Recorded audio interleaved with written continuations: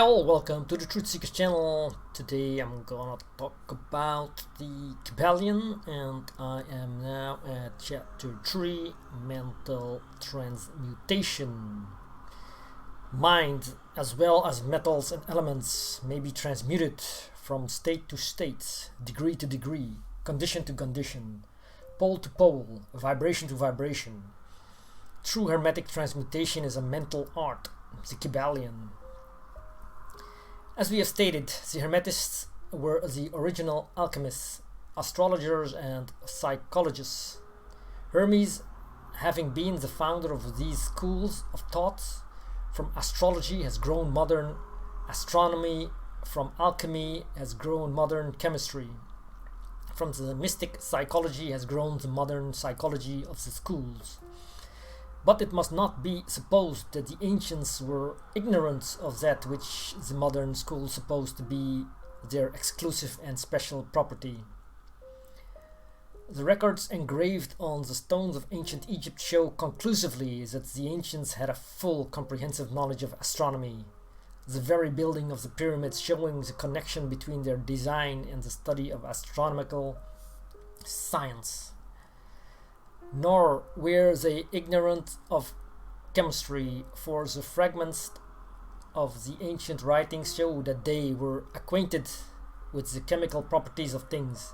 In fact, the ancient theories regarding physics are being slowly verified by the latest discoveries of modern science, notably those relating to the constitution of matter.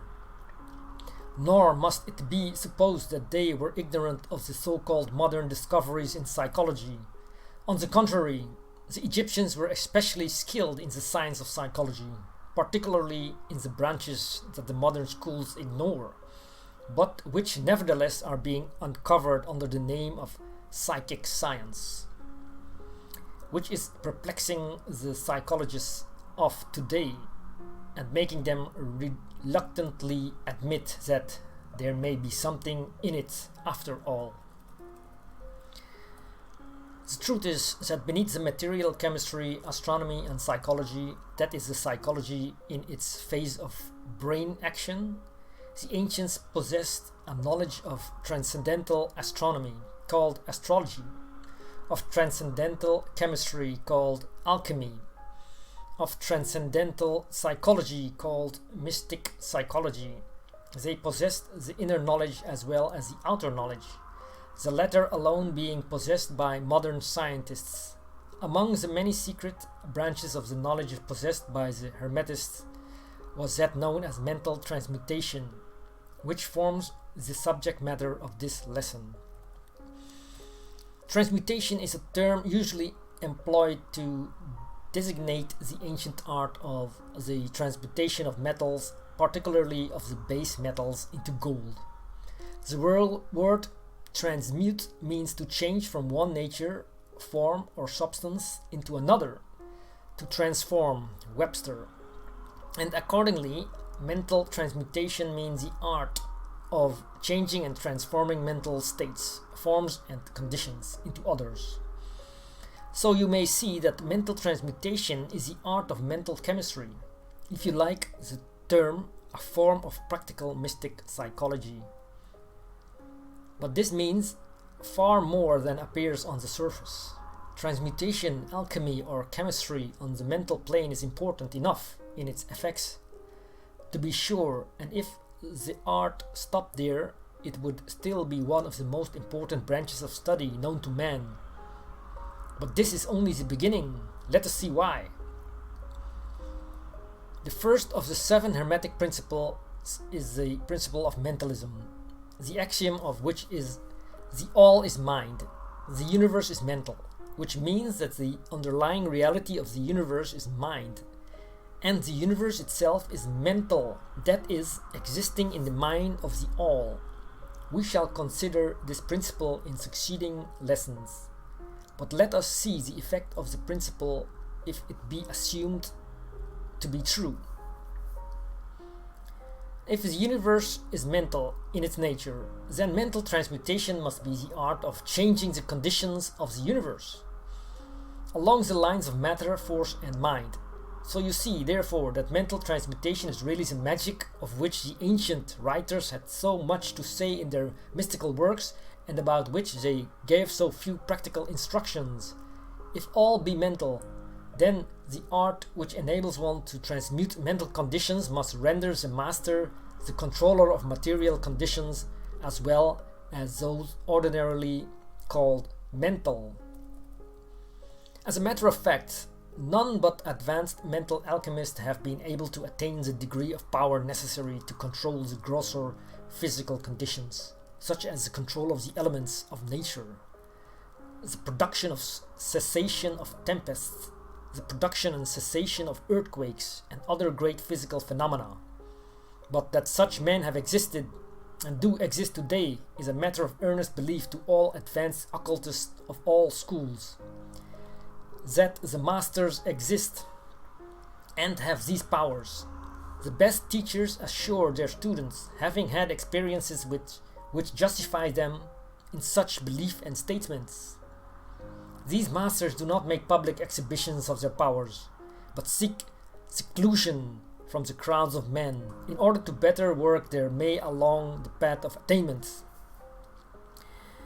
We mention their existence at this point merely to call your attention to the fact that their power is entirely mental and operates along the lines of the higher mental transmutation under the Hermetic principle of mentalism. The universe is mental, the Kybalion. But students and Hermetists of lesser degrees than masters, the initiates and teachers, are able to freely work along the mental plane in mental transmutation.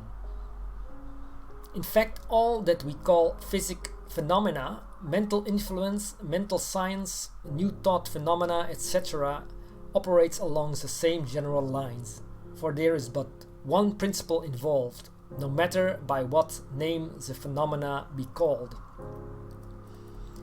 The student and practitioner of mental transmutation works among the mental plane, transmuting mental conditions, states, etc., into others according to various formulas, more or less efficacious. The various treatments, affirmations, denials, etc. of the schools of mental science are but formulas, often quite imperfect and unscientific, of the Hermetic art. The majority of modern practitioners are quite ignorant compared to the ancient masters, for they lack the fundamental knowledge upon which the work is based. Not only may the mental states, etc., of oneself be changed or transmuted by Hermetic methods, but also the states of others may be and are constantly transmuted in the same way, usually unconsciously, but often consciously by some understanding the laws and principles. In cases where the people affected are not informed of the principles of self-protection. And more than this, as many students and practitioners of modern mental science know, every material condition depending upon the minds of other people may be changed or transmuted in accordance with the earnest desire, will, and treatments of person desiring changed conditions of life. The public are so generally informed regarding these things at present that we do not deem it necessary to mention the same at length. Our purpose at this point being merely to show the Hermetic principle and art underlying all of these various forms of practice, good and evil, for the force can be used in opposite directions according to the Hermetic principles of polarity. In this little book we shall state the basic principles of mental transmutation, that all who read may grasp the underlying principles, and thus possess the master key that will unlock the doors of the principle of polarity. We shall now proceed to a consideration of the first of the Hermetic 7 principles, the principle of mentalism, in which is explained the truth that the all is mind, the universe is mental, in the words of the Kybalion. We ask the close attention and careful study of this great principle on the part of our students, for it is really the basic principle of the whole Hermetic philosophy and of the Hermetic art of mental transmutation. Thank you for this episode. I see you next time for the chapter 4. Subscribe to the channel.